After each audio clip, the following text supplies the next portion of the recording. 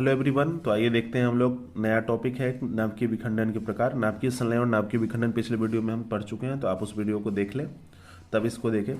अब ये देखिए, नाभिकीय विखंडन क्या होता है, दो प्रकार की होती है। एक होता है अनियंत्रित विखंडन अभिक्रिया।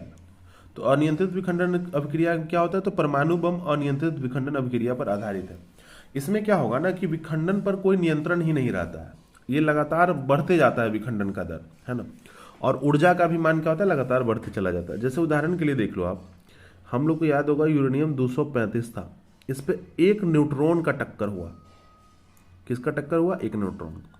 अब न्यूट्रॉन का टक्कर हुआ होगा तो देखिए इसमें क्या क्या निकला था, आपको जैसे याद होगा, एक निकला था बेरियम और एक निकला था क्रिप्टॉन और 3 न्यूट्रॉन निकले। ठीक है, अब ये 3 न्यूट्रॉन फिर यूरेनियम 235 पे टक्कर मारेंगे तीनों। समझ में आ रही बात, किस पे मारेंगे, यूरेनियम 235 पे।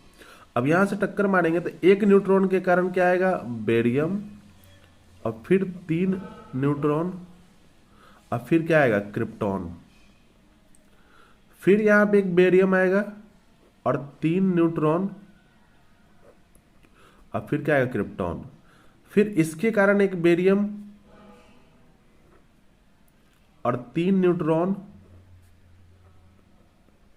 और एक क्रिप्टॉन। आया बात समझ में। तो आप देखो इसमें पहले में क्या हो, एक न्यूट्रॉन से 3 न्यूट्रॉन हुआ, फिर 3 से कितना न्यूट्रॉन हो जाएगा, 9 न्यूट्रॉन हो जाएगा। अब ये 9 टक्कर मारेगा तो पता है कितना न्यूट्रॉन जनरेट कर देगा, 27।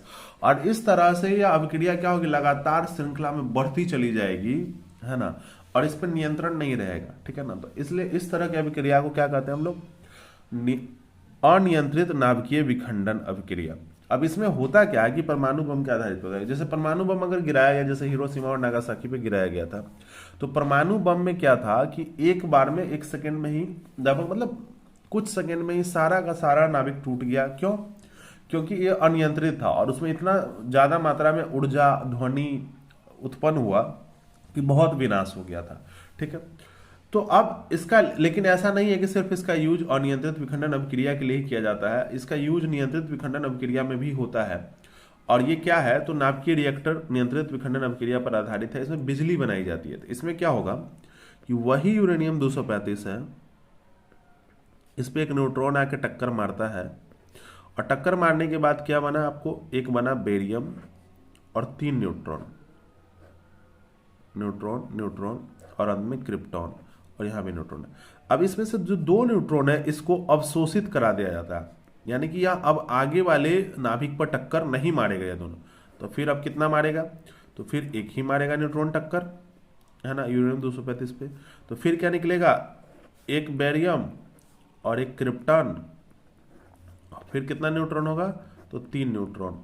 अब फिर इसमें से 2 न्यूट्रॉन को क्या कराया जाएगा, अवशोषित, है ना।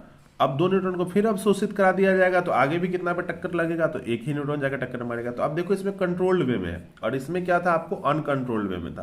तो इसमें ऊर्जा का मान भी क्या होगा, ना घटेगा ना बढ़ेगा, उतना ही रहेगा, और हर बार समान रहेगा। और इसी कंट्रोल्ड ऊर्जा का इस्तेमाल करके क्या बनाया जाता है, बिजली बनाई जाती है। तो इसका इस्तेमाल कहाँ किया जाता है, नाभिकीय रिएक्टर में, परमाणु रिएक्टर में। तो उस परमाणु रिएक्टर के बारे में हम लोग अगले टॉपिक में पढ़ने वाले हैं। ठीक है, तो उम्मीद करते हैं कि दोनों आपको अच्छे से नियंत्रित और अनियंत्रित समझ में आ गया होगा।